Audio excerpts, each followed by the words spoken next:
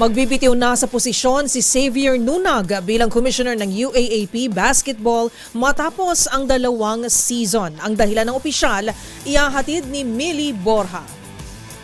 Inanunsyo ng UAAP na magbibitiw si Xavier Nunag bilang commissioner ng liga para sa basketball upang mag-focus sa kaniyang iba pang negosyo. Epektibo ang kanyang pag-alis sa April 18, 2025. Pinangasiwaan ni Nunag ang UAAP basketball competition mula season 86 hanggang season 87 at nagsilbi rin bilang acting commissioner ng season 85 high school boys basketball tournaments. Sa panunungkulan ni Nunag, may 2 itong deputy commissioners, si Marvin Benvenida para sa high school boys division at attorney Mariana Lopa para sa collegiate women's at high school girls division.